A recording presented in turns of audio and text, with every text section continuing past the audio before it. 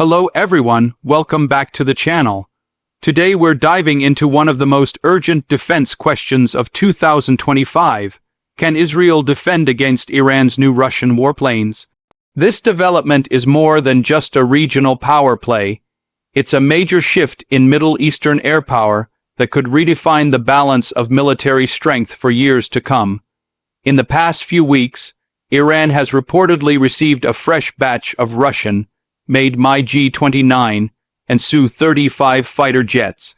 These aren't just older Soviet relics, they are advanced combat-ready aircraft designed for high maneuverability, multi-role operations, and long-range interception.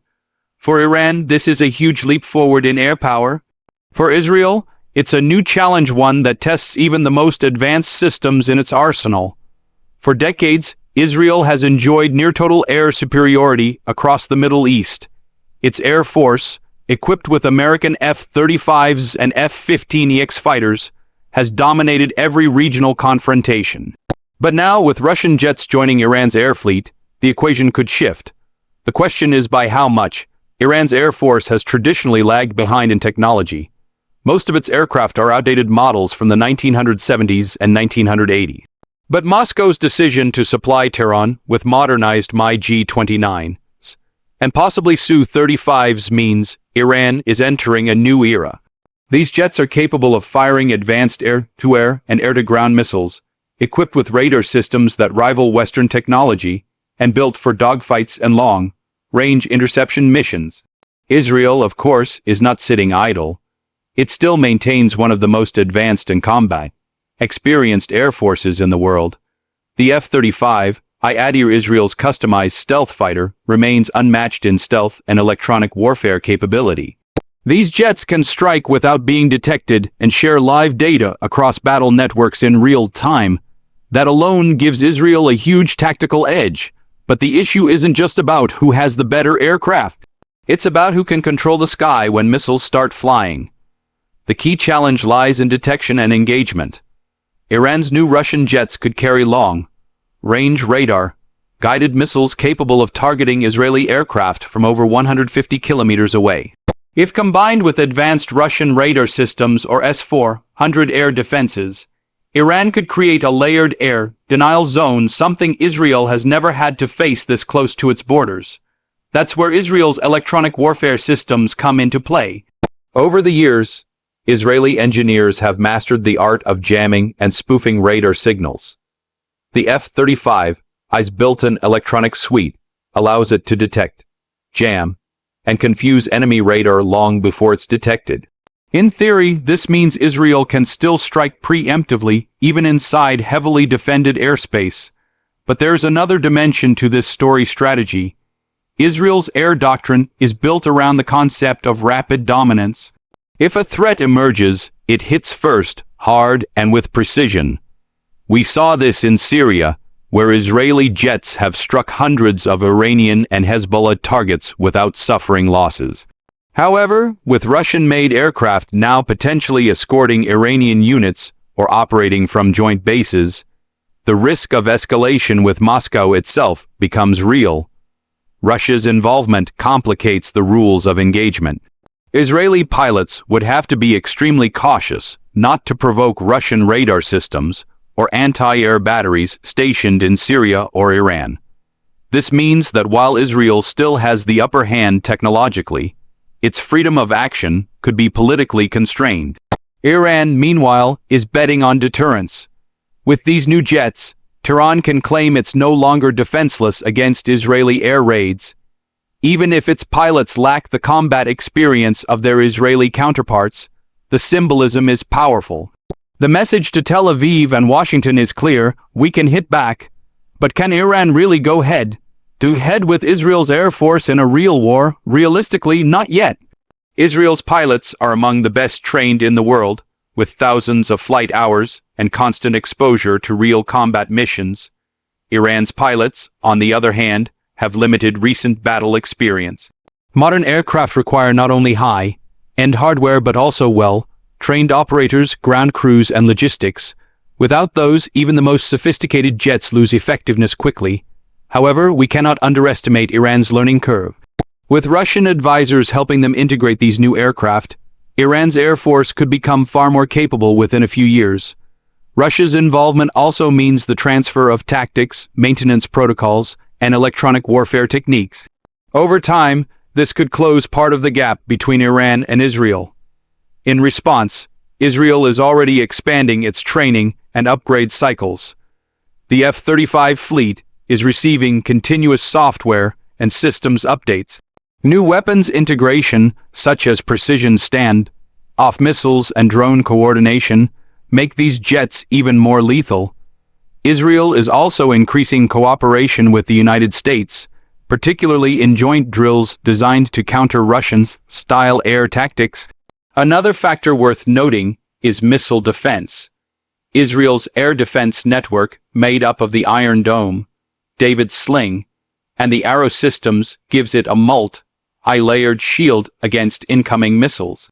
But those systems are designed primarily for rockets and ballistic threats, not enemy jets. In the event of a full-scale air war, Israel would rely on its air force to take out Iranian launch bases before they could strike. Iran, on the other hand, is developing its own multi-layered defense with Russian support. The integration of MiG-29s and possibly Su-35s alongside S-300 or S-400 missile systems could create overlapping coverage zones. If that network becomes operational, Israeli strike missions over Iran, such as potential attacks on nuclear facilities, would become far riskier.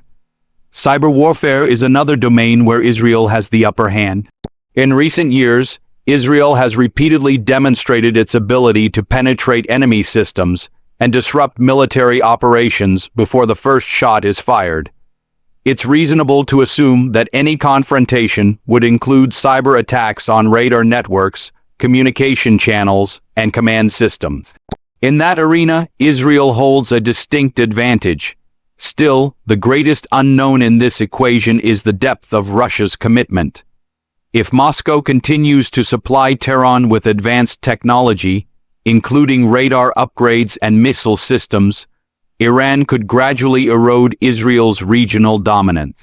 For now, it's a matter of scale how many aircraft Iran gets, how quickly its pilots adapt, and how effectively they can integrate Russian systems into their existing command structure.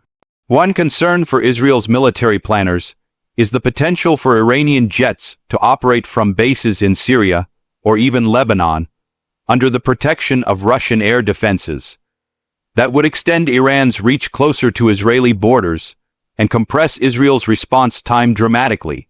In such a case, the skies over the Levant could become one of the most complex and dangerous airspaces in the world. The Israeli Defense Forces have long planned for this scenario.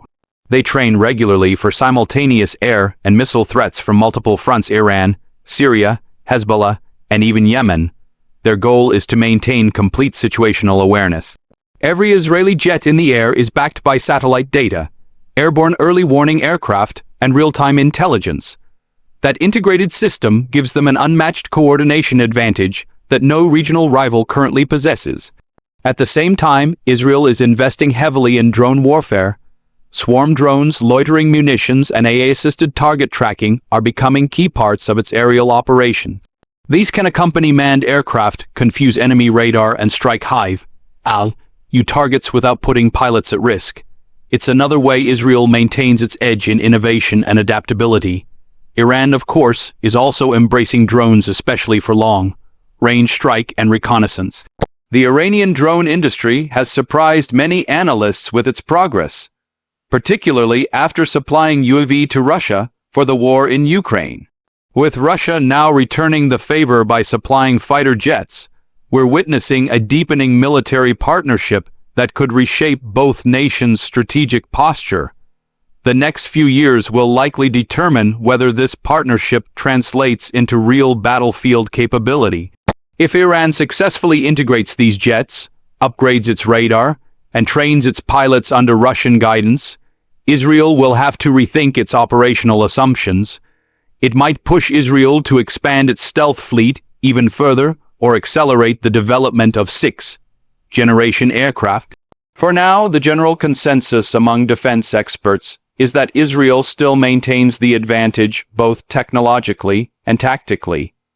The F-35I Adir remains the single most advanced jet in the region, capable of evading detection and striking with precision. But the margin for error is shrinking. Iran's new jets may not immediately change the balance of power, but they add another layer of complexity to Israel's defense planning. At the political level, this new arms dynamic could trigger a regional arms race. Saudi Arabia and the UAE might seek additional Western jets to counterbalance Iran. Turkey could expand its own domestic aircraft program. The Middle East sky could soon become a crowded, high-stakes arena of competing technologies and shifting alliances. Ultimately, the question, can Israel defend against Iran's new Russian warplanes, depends on more than just aircraft specs. It's about strategy, training, intelligence, and the will to act.